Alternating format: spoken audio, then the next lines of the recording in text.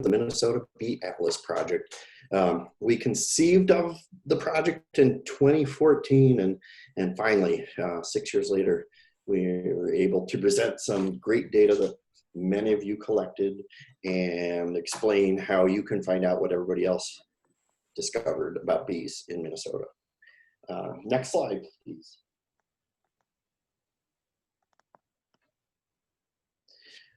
As always, we want to acknowledge the Environmental and Natural Resource Trust Fund, also known as the Legislative Citizen Commission on Minnesota Resources. They're actually the body that recommends funding for projects all across the state. And it is funded largely by dollars from the lottery. So I encourage you all to go and spend your money on the lottery so that we can continue work like this. Next slide, please. So I am one person of the team. I am faculty in Fisheries, Wildlife, and Conservation Biology at the University of Minnesota. And mostly for this project, I have worried about financing and making sure that people were able to do the great jobs that they did. And so that's all I can say about it. But with that, I want to introduce different team members, and they're going to introduce themselves. There is Britt Forsberg. Hi, a lot of you will recognize at least my name, I hope. I sent out most of the emails, managed the Facebook page, so doing volunteer communications. Was a program coordinator, and so that meant a lot of details, a lot of outreach, helping set up and then lead workshops. So if I haven't been able to meet you, I hope you're able now to put a face to the name. Next on my screen is Thea Evans. Hi there, I am the lab technician for this project, and I've worked with some of the volunteers as well. I was responsible for a lot of the kind of day-to-day rearing and collecting of bees and pinning and that sort of thing. Pinning thousands of specimens. And next on my screen is Colleen Sadisher. Hi, I'm Colleen. I worked on the bee block part of the project, so rearing the bees that came out of the blocks and identifying the bees, and worked with Thea in the lab. And last is Elaine Evans. Hi, I am an extension educator here at the University of Minnesota, focusing on pollinator conservation. And my main role on this team was working on the bumblebee side of things. So, designing the surveys, looking at all of the photos that you send in, working with Britt on the bumblebee ID workshops, and now processing the data and seeing what kind of fun things we can learn from all of the work that you did out there gathering bumblebee data for us. And next slide, please. As I mentioned, we kind of came up, Megan Benage and Crystal Boyd were two of the instigators of this project, working for the DNR, but they knew that I really enjoyed citizen science and getting people to figure out things from a practical standpoint. And so in 2014, we came up with this project, and it looks a little different now that it's 2020. But originally, we were hoping to sample all bees, which we actually have many bees through our iNaturalist collections, bumblebees, and that brought in Elaine Evans on the project, and tunnel nesting bees or stem nesting bees, which is the focus of many of you who put out the bee blocks and very patiently recorded all of the things that happened in your bee blocks over the preceding 3 and 4 summers that we've had here. Implementing it was 3 different strands again. Casual observations, take a picture, upload it to iNaturalist. going out and doing very specific protocols and searching for bumblebees. And then last of all, mounting the bee blocks somewhere good in that. So who were, oh, I'm supposed to punt this. Do we skip a slide, Thea? There we go. And then the culmination of the whole project is we are going to build a digital atlas with data from all of these sources, plus some existing sources. And luckily, in the same time, the Bell Museum was developing their biodiversity atlas. And so we combined our project with theirs, or joined their project. And so all of our data is now hosted by the Bell Museum. So we didn't have to build our own total website. Okay, now go to the next one. Who are our volunteers? Well, obviously many of you are our volunteers, but in general, we had about 150 people each year who participated in one of those protocol areas. We were able to reach areas from Roseau to Worthington to tiny Mabel down by the Iowa border in the southeast part of the state. But our volunteers found us through a number of channels. A lot of our volunteers were from the Minnesota Master Naturals program. We also had SNA stewards, county natural resource departments, some master gardeners, families, people who just found us online. A really interesting mix of people.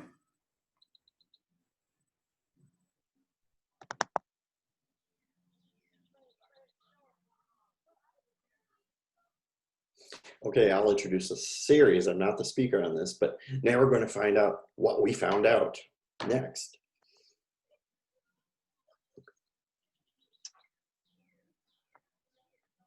So this is for our the bee blocks. We had 419 blocks in total and 22 stem bundles that we sent out to volunteers. A total of 7,129 bee specimens and 33 species of stem nesting bees. Okay, so what is a tunnel nesting bee?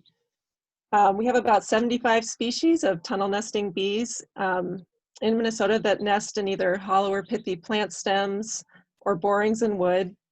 They're solitary bees, which means that each female builds her own nest. And you can see they have this line of cells in the tunnel with the food for the bee, the egg, which turns into the larvae, and then the developing bee. And then they build a little partition between, at the end of the tunnel, at the end of the cell, and then start a new cell on top of it. And then at the very end of the tunnel, they'll build a nest plug to protect the developing bees.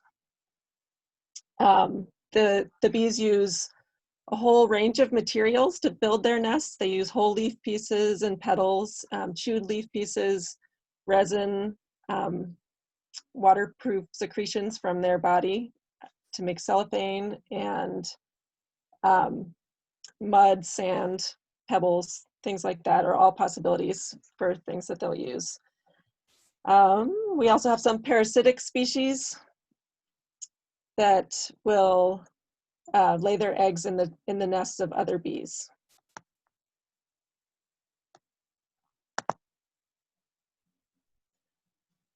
So a really important part of this project was the observations that volunteers made. We asked them to put out their blocks in semi-natural areas throughout the state, and our goal was to get information from every area in the state. This is one of our volunteers observing her nesting block, Sue Wilms, and she's using an otoscope there to look into the nest tunnel and see what nesting activity she might see. Over on the right hand here is a photo that another volunteer sent in of her nesting block, and you can see a Megachile pugnata, which is one of the leafcutter bees. And this is taken on July 8th in 2018. So we know that on July 8th, this bee, Megachali pugnata, was active in this part of the state. And then you can also see in that same photo that there is a plug made from mud and another plug made from dried grass.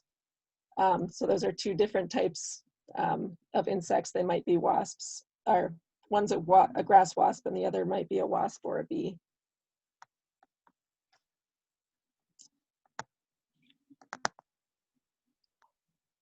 So after the bees nested in their blocks, volunteers sent the blocks all back to us, and we kept them cool in the growth chamber over winter and then reared them the following spring. So here you can see what the growth chamber looks like. It's just packed with bee blocks, and they all of the blocks had little test tubes over each hole so that when the bee came out, we knew exactly what nest it came from.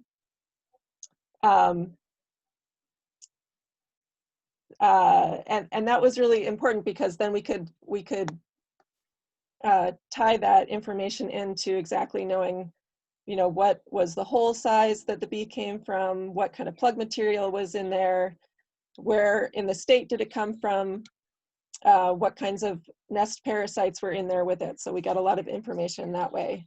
And then the final step of that process was pinning and identifying the bees so that we knew exactly what species we had. And here we have an Anthophora terminalis bee from this year.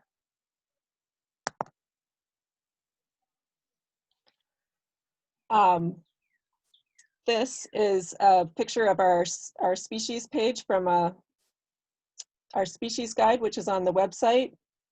If you go to this, if you use this link, z.umn.edu/STEMbees, you can check out our species guide. We just have it newly updated with all of our most recent results that we've been working on. Colleen's been working really hard to get all the results from volunteer observations put together, and then getting it all compiled up there with pictures. There's really cool pictures, descriptions of the bees, and all of the information that we gathered through this project. And now Colleen is going to show some more of our results.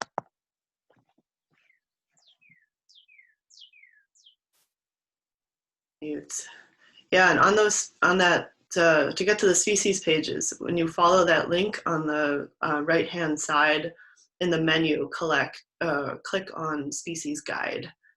It's not in boldface or anything, but that's where you find it on that link. Yeah, in the yellow box there. So when the volunteers, you guys, when you observed your blocks and you recorded it on our website, we could find out when the plugs were made, and that tells us when the nest was completed. So this is an example from a volunteer in Roseau County. And on the right-hand side is a data from July 5th. And you can see a lot of the tunnels are blank, a lot of the circles are blank. So each one of those circles represents a tunnel in the block, and they're identified by a letter number column. So the rows have letters and the columns have numbers.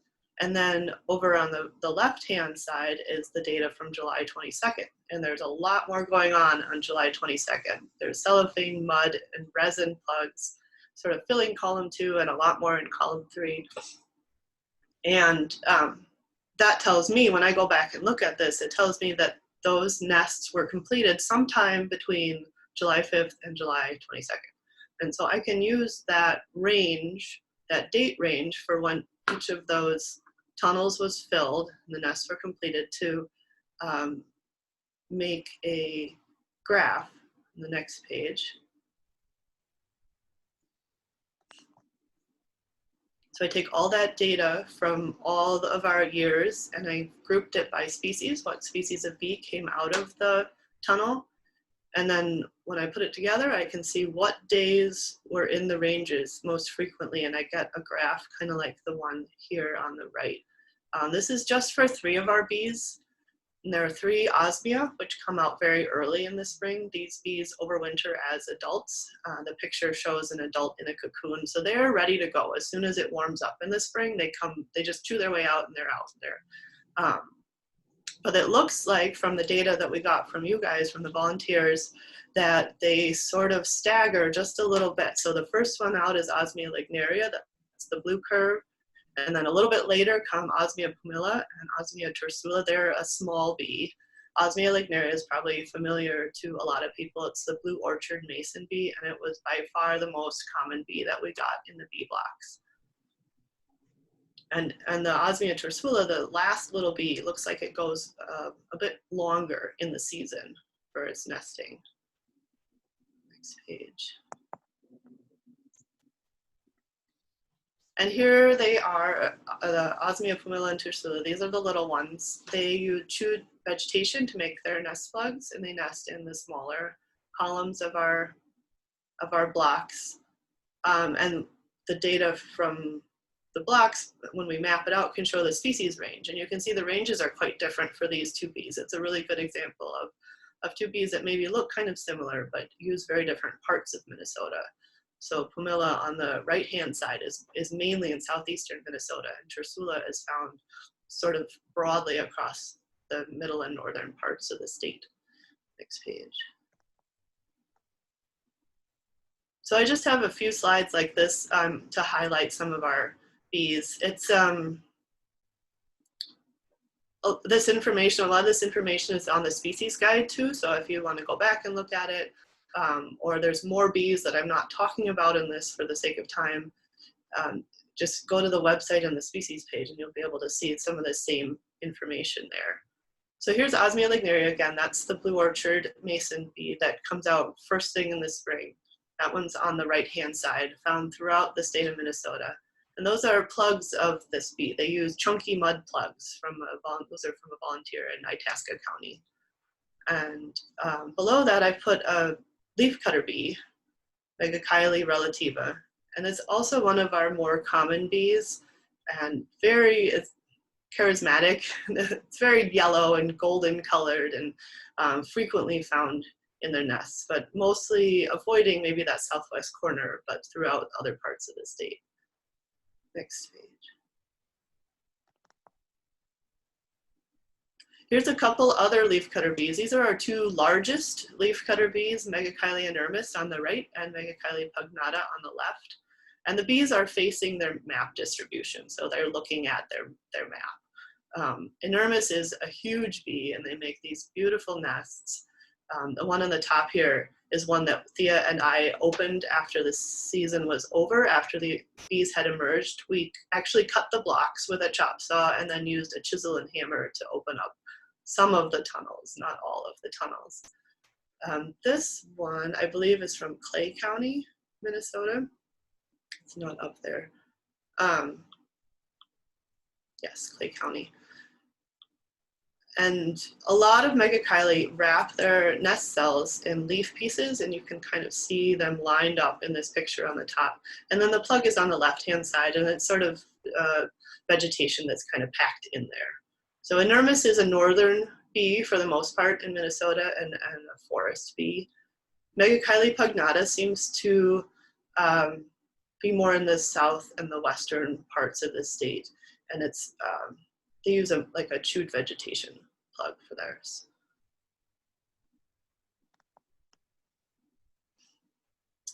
Here's a couple of our really small Megachile leafcutter bees. So Megachile rotundata on the right-hand side, and Mendica is on the left side. We didn't get very many nests of Mendica. It was fun when I did find one. It was really neat to see them. Megachile rotundata is the alfalfa leafcutter bee. It's managed to pollinate alfalfa, and it's also sort of naturalized itself around the country in different places. So that also, both of these look like they're more southern bees, and they use these whole leaf pieces to plug their nest tunnels.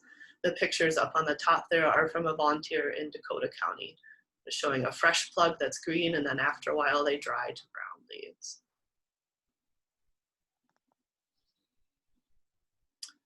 These are two of our small bees. These are resin bees that nested in the third column, the smallest holes in the nest blocks. They look very similar to each other, so I just put one close-up picture and then another picture from a volunteer in Becker County that shows a bee going into a nest tunnel, actually building the nest. So Hyraetes carinata and Hyraetes variolosa both use resin to build their nest, and it smells like pine or spruce or some sort of conifer. We don't know exactly what tree it comes from. Hyraetes carinata was our second most common bee. We got a lot of nests of carinata.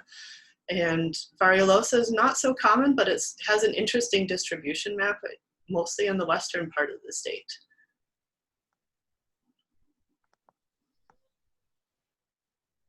These are the tiniest bees, and we've had volunteers tell us they look like ants, or they can be mistaken for ants. They're black, they're nearly hairless, and they carry the pollen inside their body, so they don't use the hairs to carry pollen back to their nests, which makes them look a lot more wasp-like. This is Hylaeus annulatus and Hylaeus verticalis. These are yellow-faced bees, so the one on the face of the bee looking at you at the top is annulatus. And they get their name from the yellow markings, distinctive markings on the face. These are the ones that Thea mentioned use secretions from their body to make a waterproof layer for their plugs and their cell division, and there's a picture up there at the top. We didn't get very many nests of Hylaeus, but we did get, let's see, 3 or 4 or 5 different kinds of them. We did find out through this project that Hylaeus have multiple generations, at least some species have multiple generations, because we saw plugs that were broken during the summer before we could get them back to the lab. So that was an interesting thing to find out for Minnesota. Here's one of our very rare bees. This is Anthophora terminalis. It's actually not even in the same family of bees as the rest of the Megachilidae, the Osmia and the Megachile and the Hyraetes are all in the same group related to each other. This is more in the group that has honeybees in it. We got 1 nest from it, from a woodland on the border with Wisconsin.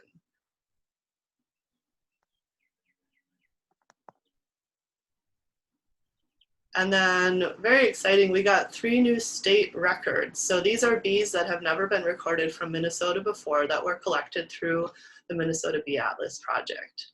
They're Osmia georgica, so another Osmia blue metallic bee, and then 2 species of Megachile, Megachile inimica and frugalis. These are both large Megachile bees also, and they're closely related to Pugnata, which I think was in the first slide. So we were very excited to get these bees. They're all from southern parts of Minnesota. Their distribution prior to our records shows all of them being more southern bees in the United States. Osmia georgica goes up the East Coast, but most of the records in the Midwest are from the southern part of the Midwest. So we don't know if they're here just because of a range change or if this is because people haven't really looked in these parts of the states for bees very much, and they were there all the time. It's just nobody was looking for them. And that's one of the things this project did, was to look for bees all over the state in places where maybe they hadn't been studied as much before.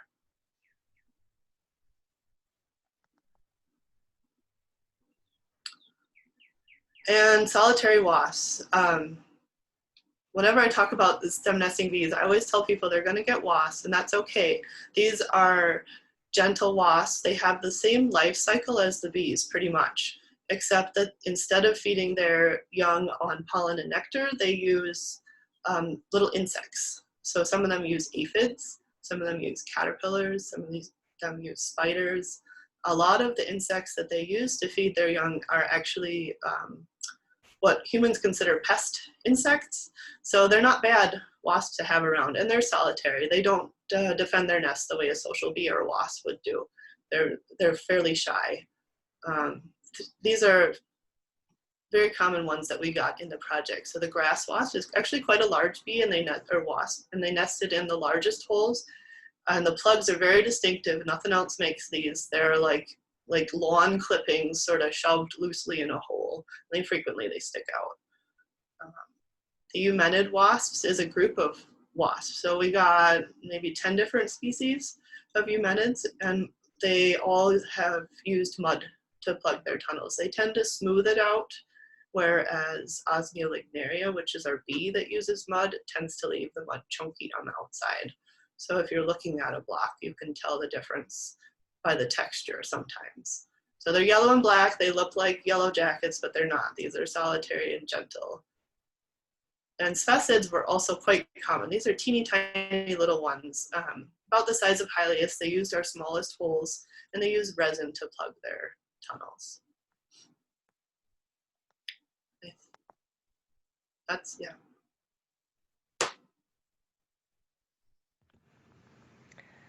All right, so Elaine here, I will start talking about our bumblebees and what we found with our bumblebees. If it wasn't already super cool enough to see all that stuff with the cavity nesting bees, we've got even more. With the bumblebees, we had 98 volunteers that ran 110 different routes all around the state. We collected 6,558 numbers specimens, and some of those were just from observations, and some of those were from photos to confirm the observations. And we found 17 out of our 23 species of bumblebees that we have here in Minnesota. Next slide. So these were, our volunteers were going out and they adopted surveys that were run along what were bird watching routes for the breeding bird atlas that had been set up kind of all around the state. They're set up all around the country. So we were able to have volunteers go out and observe bumblebees along those routes. So a lot of these routes are, the places where people were surveying are next to roadsides. So in terms of the flowers that we saw bees on, a lot of this is biased in terms of being flowers that are in roadsides that we found bees on. And part of the reason why we ended up on roadsides was just with land access. There's some people doing bumblebee surveys in different parts of the country that have, like out west where there's a lot more public land that people can get access to. But we knew that people could safely go into roadsides, and we could get kind of all around the state. So so these are the top plants that we saw bees on in terms of the abundances of bees. And so we have a few native plants in there. The goldenrods and bee balm were really big, but we have a lot of non-native and invasive plants as well. So both the white and red clovers were really big for the bees, as was bird's foot trefoil and spotted knapweed, crown vetch, sweet clover, Canada thistle. We have one other native in kind of these tops, the anise hyssop. So, so a lot of you might be wondering, what this tells us about what we can plant for bumblebees when we're trying to help them. And like I mentioned, this is kind of a different subset of plants that these bees are choosing from. But you can see some options for things. Most of these plants, if you plant them in your garden, you won't have to worry about taking care of them too much because they do really well on their own. So things like bee balm and anise hyssop, they're pretty hardy, will thrive in a lot of different kinds of places. A lot of these other plants are things that are just kind of showing up in places anyway. So some of it is a matter of looking at how we're managing land, and if we are controlling some of these invasive plants, being aware that bumblebees are using them, and it's not enough in terms of supporting our pollinators to just get rid of spotted knapweed. We need to get something else in there because there are bees that are depending on those plants. Next slide. I am going to next go over what our most common bees were. So out of those 17 different species of bees, I'm going to be going over the top 5. And for those of you who have gotten to know your bumblebees, I'm hoping that you can use the chat here to put in your guess for our number 1 most common bee. And you can use either the Latin or the common name. And as I'm going through the list, you can revise your guess, but feel free to start going in the chat there.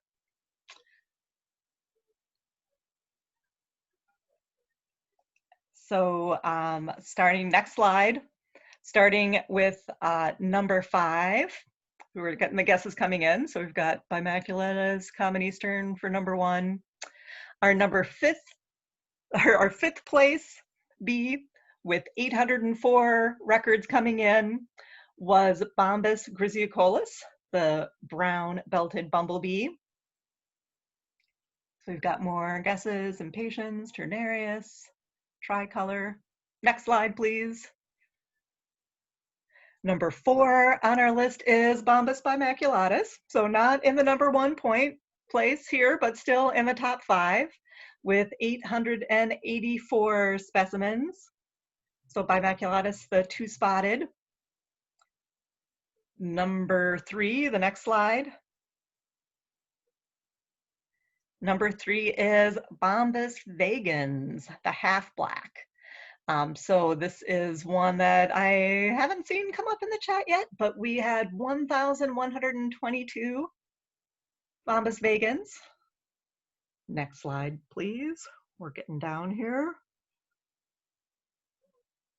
So we had a few guesses for Impatiens, and Impatiens does come in at number 2 with 1,289 specimens. And if we're ready for the big reveal here, we can go through to number 1 was Bombus turnarius. So this is kind of interesting. So we got 1,551 of these. And people who had their surveys in the southern part of Minnesota will probably be very surprised because they maybe didn't see this bee at all. But once you get about halfway up the state, this bee becomes our most common, one of our most common, and it was the most common for our surveys. And so people who had their surveys up north may not be as surprised because you probably saw lots of these.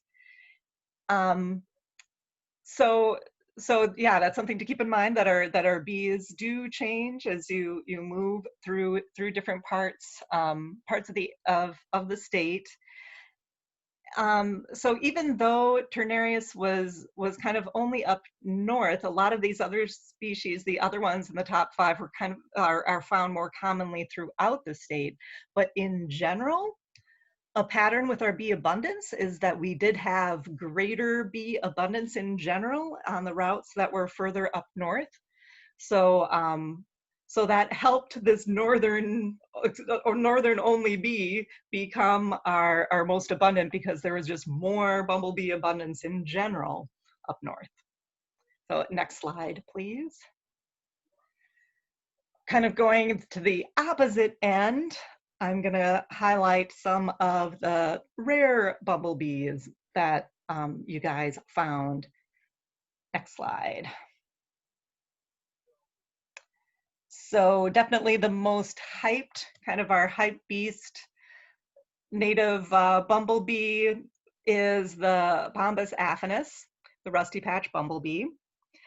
And during the time of running this project, we knew this was a species that was of conservation concern when we started the project. But during the project in the year 2017, the rusty patch bumblebee became listed as federally endangered, and so was given protection. We had to alter some of our plans for surveying because we were now dealing with a species that people couldn't handle directly without a permit. But in spite of that, we did keep seeing them. So we found 9 different individuals on 3 different routes. And this ended up being really important information that we shared with the U.S. Fish and Wildlife Service that they are using to help look at recovery plans. And here are some of the flowers, all of the flowers that they were observed on. So good old spotted knapweed is there, along with bee balm, goldenrod, and red clover. Next slide, please. Our next rare bee is Bombus terricola, the yellow-banded bumblebee. And this is interesting. So we also knew this bee was of conservation concern during the time when this project was going on. This bee was being considered for protection with the U.S. Fish and Wildlife Service. So we shared our survey information with them when they were gathering information to decide whether or not listing was warranted. They ended up deciding against listing, but you can see we did see a good number of these bees. We found, you guys found 50 individuals on 10 different routes. So this is again a species that's more common up north, kind of the northern half of the state. But it doesn't, just because it wasn't listed doesn't mean we're not worried about it. So if anyone's really interested, you can go and read the findings from the Fish and Wildlife Service on when they were considering this. And there still are, still doesn't look that great for yellow-banded bumblebees. They used to be a lot more common. They're not as many places as they used to be. Their populations are way down, but not as drastic as the rusty patch bumblebee. Still, there is still risk of extinction and still need for protection. So that's definitely a bee we're gonna keep our eyes on. For flowers for these guys were exclusively on on invasives. But that doesn't mean they don't like other stuff. There's certainly plenty of records of these bees on lots of native plants as well. Okay, next slide. This is our truly rarest bee within our project, because we found 1 individual. This is Bombus insularis, and they were found on the Cohasset route, which is up by Grand Rapids. And we would expect this bee to be rare, maybe not this rare, but they are a cuckoo bumblebee. So they are a nest parasite that goes into nests of other bees and lays their eggs there instead of taking over nests instead of starting up a nest on their own. This particular nest parasite, cuckoo bumblebee, some of the cuckoos will specialize on other species of bumblebees. This one, the common name is the indiscriminate cuckoo bee because it will go in many different species of bumblebees to make their nests. But the cuckoos are always, not as abundant as their hosts, because if they were more abundant than their hosts, then they wouldn't have enough hosts to go into and their populations would crash.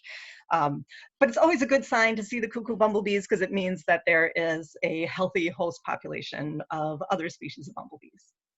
Okay, next slide. So we found 17 out of our 23 species. So what Minnesota bumblebees didn't we find? Next slide.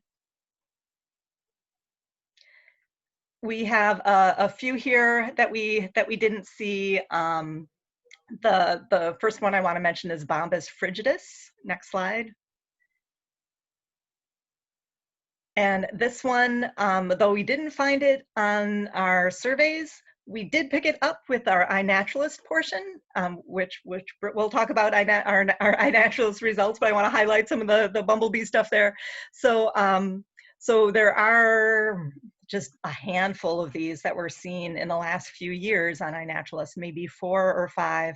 They're mostly in bog habitats and in pretty natural areas that are that were up north, and so not along roadsides. Not really that surprising. I'm not blaming any of you for not finding this one. It would have been super cool, but it's understandable.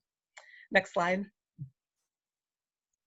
For Bombus huntii, there are also none found on iNaturalist in Minnesota.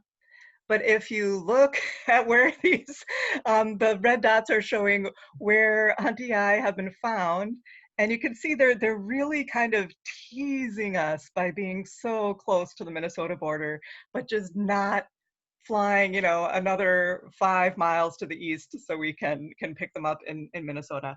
We do just have a handful of records of these historically in Minnesota, and they're all kind of right on our western border. Our next one, please. So for both Variabilis and Ashtonai, these are both cuckoo bumblebees, and on iNaturalist, there are none seen anywhere. These are both really rare bumblebees. We do have a few records of these bees in different places around the world, but you know, or in North America, but really rare. And part of the reason why is both of these cuckoo bumblebees are specializing on rare bees. So Ashtonai goes into colonies of either the rusty patch or the yellow banded, and Variabilis prefer to go into Bombus pennsylvanicus, which we did find some, but that is another bee that is a bit more rare than they were. Okay, next slide. I just want to end with a little compilation of bumblebee high fives. So those of you who worked with the bees have maybe noticed they do this high fiving. Next slide, please. But I'm pretty sure in bumblebee body language that actually means leave me alone. But we're just going to pretend they're high-fiving you and use it as congratulations for your great work. So you can kind of go through a few of these. Yeah.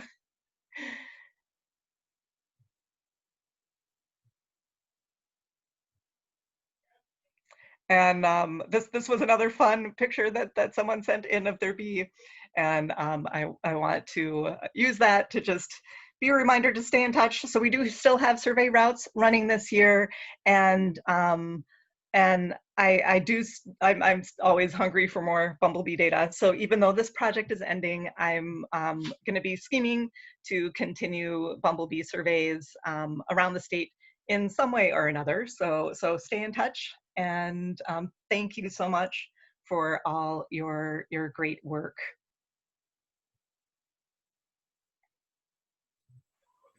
All right, I'll talk a little bit about iNaturalist and then show you where you can find all of this data. So all of these photos are things that I pulled from iNaturalist. So people across the state have been documenting these bees.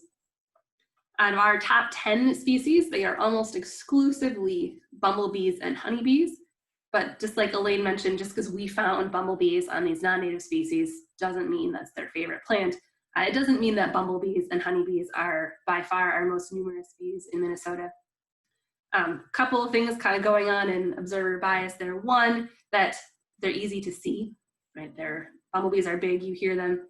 And the other is that they're identifiable from photos. So if you haven't checked out iNaturalist, you can upload a photo of any living thing, evidence of a living thing, could be tracks, scat, nests, and the user does not have to know what it is. So there's both a built-in, I call it an Identitron feature, where the app will help compare to known identifications and make a suggestion, but also any other user can go and add their ID. This has been a great way to get people involved. Sometimes even people who have identification skills but don't live somewhere or maybe don't have the mobility where they're able to go out and be taking these pictures. But overall, we have over 12,000 observations that have been submitted to iNaturalist. One user has almost 1,400, just that one person. I expect you, Don, to move up and get those last 6 bees pretty soon so you can top 1,400. But this part of the project will live on beyond our grant period. It's set up as a collection project in iNaturalist, so it'll continue gathering these observations. Any bee in Minnesota will, as long as iNaturalist lasts, which of course I see no end to, will consistently be added to the project. We can move on. Yeah. So a bit about outreach. When we designed the project, we anticipated that our workshops were all going to be preparing our volunteers to follow these protocols. But when we really thought things through, we realized that we didn't actually need an entire day to teach someone how to observe a bee block. Right? They need some resources and ability to recognize different nest plugs. We don't need a full day to look at a block and say, oh, hole A1 has something in it. So we expanded that a bit to be about the biology and natural history of native bees in general. We also had workshops that were specifically on bumblebee identification. This spring, we changed those to webinars, of course, to reflect COVID. But you can see about 1,000 people in the four field seasons, 5 full years, came to a workshop. But we also found that we were invited to a lot of public events. This photo is actually just the produce section at Lund's. Around Earth Day, they wanted to have someone talking about bees and the importance of bees and pollination in our food supply. But there were other pollinator parties or just lots of events looking for a speaker. The Pollinator Summit at the Arboretum would invite Elaine or me to come in. And so we were able to reach almost 6,500 people that way, which was an unanticipated outcome of the project. All right, next, Thea. All right, I will wrest control from Thea and show you a little bit about how you can find our data in the Biodiversity Atlas. So again, this URL will be sent out after the webinar, but it is bellatlas.umn.edu. So if you're going to navigate, you'll scroll to the bottom and then search collections. The initial view will have all of the Bell Museum collections and all of the affiliates highlighted. Super fascinating stuff to go through, but specifically to look for the Bee Atlas, I'll make sure that only Minnesota Bee Atlas is selected. And at this point, you can choose the criteria that you're interested in looking for. So Elaine mentioned that we did have Rusty Patch Bumblebee documentation. So I'll start typing that here and it will auto-populate to make sure that you get the spelling correct. So searching just by Bombus affinis, we get a list of the records. And because we required photos for these based on their conservation status, each one of those records has the photo that was used to positively identify it. So if you click on full record, you can see all the information that we've uploaded about them. You'll get a pop-up. So if there were multiple photos that went with that, you can see them. We can see where in Minnesota that location was. Where's that found? We don't have comments, but that's a feature the Biodiversity Atlas has, is that if you're logged in, users can add comments. And I haven't seen it used very often. Sometimes I think people who have identification questions will add them there. But if we go back to our search, we can clear our search by name. And you could also come down and look at locality. If you want to find out what bees were found by you, here in county, let's look at St. Louis County. I know we have bees there.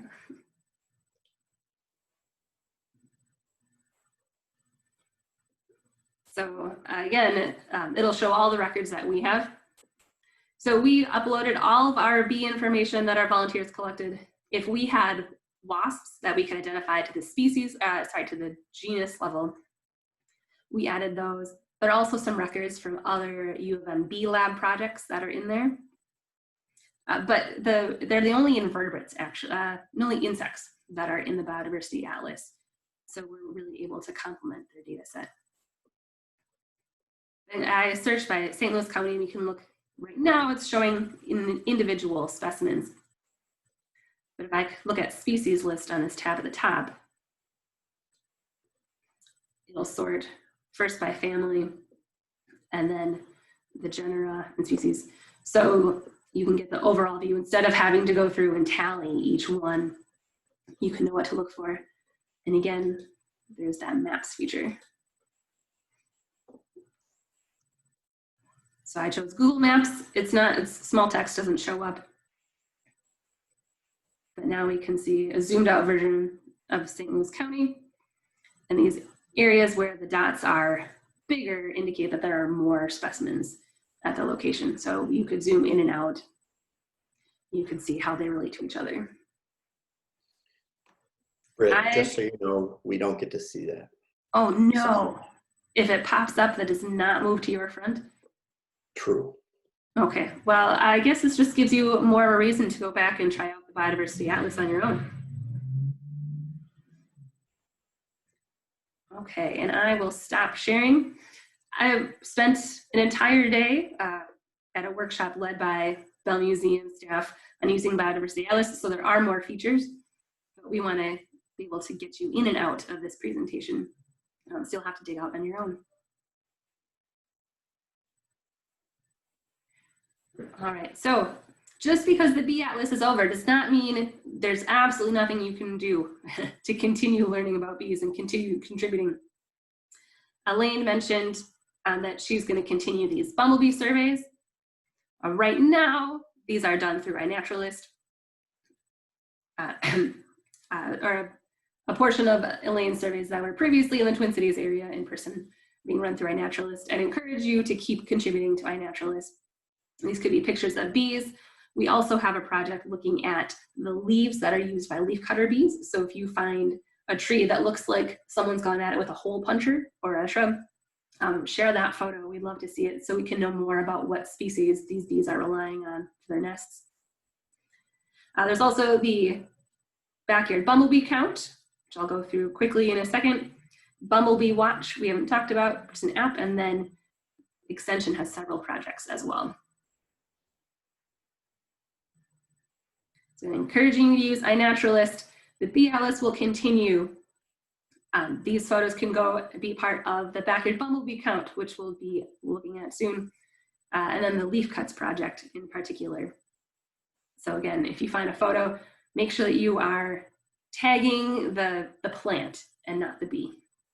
Although we've had some people, I think, submit a bee photo next to the plant, and you need to, as long as you've noted it in the observation, you'll be fine. So these bumblebee surveys of Elaine's, again, they've been happening since before the Bee Atlas existed. They have moved online using iNaturalist this year, but going out to the same location 3 times in the summer, collecting bees, identifying them. We'll keep going. Thanks, Thea. It's your time for questions. Backyard bumblebee count will be using iNaturalist. Again, you can see how a lot of us rely on it, but choosing a certain period of time so that each year send people out at the same time when Rossi Patch bumblebees should be pretty active, similar to the Christmas bird count, that over time we're really getting a better idea of where Rossi Patch bumblebees are, while being able to account for things like the amount of effort. So it's not just sharing your photos. We ask you to document a little bit more about where you're finding the bees, how much time you're spending. Bumblebee Watch is both an app and a website, similar to iNaturalist in that you submit a photo and you can get confirmation on the identification, but it is specific to bumblebees. The other difference, they have a panel of experts who will review your photos instead of just having any other user. And then a suite of programs from University of Minnesota Extension. We noticed this morning that with different grants ending, they are all related to invasive species. So if you're interested in any of those, again, that link will come out after this presentation. So we do want to thank everybody. We know there are a tremendous number of hours that were put into this project.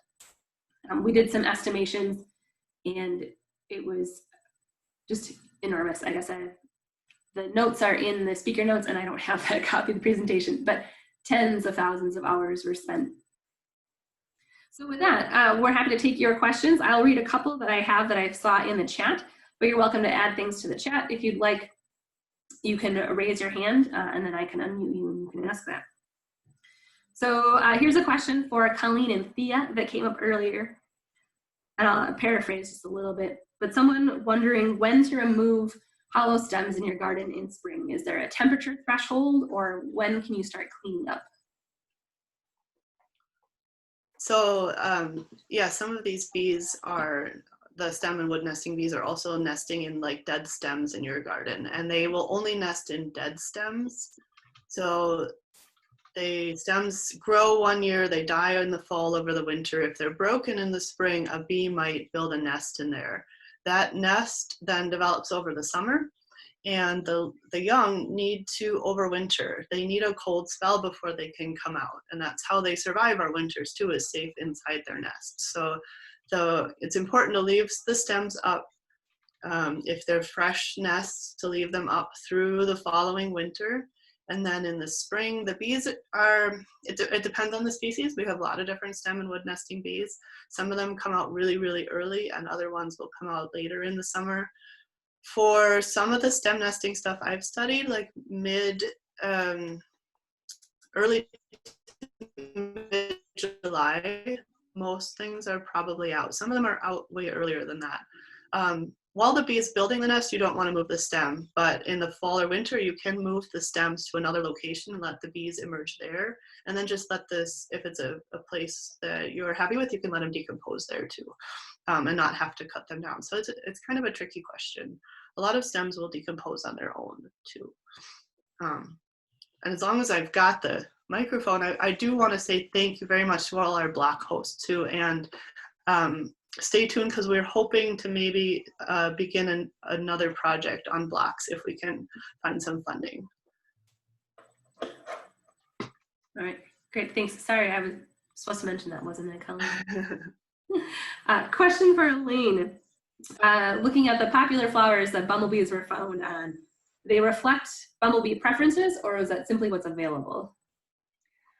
Yeah, so I mean, a little bit of a combination. So they're out of what's out there, they're not going to everything, but bumblebees are generalists, so they'll visit a lot of different kinds of flowers. Some of the bees are pickier, so especially some of the longer tongued bees. So if you saw Oricomis or Borealis, Fervidus out there, they have longer tongues and tend to just be found on flowers that have longer tubes. But but bumblebees, as I mentioned, they're generalists, so they'll go to what's out there. I definitely wouldn't use this to create a preferred plant list for bumblebees, because we had such limited habitat that we were in. Right, I'm going to send this question to you as well, Elaine. If you have pictures of bumblebees, is there a preference on submitting them to iNaturalist versus Bumblebee Watch? Yeah, I think either way works. I think whatever your preference is. Bumblebee Watch, I mean, a nice thing there is that that it does have the expert verification. The downside there is it can take longer to get your verification back, because all those experts are volunteering their time, and there's thousands of photos to go through. So it's really, I say whatever works best for you.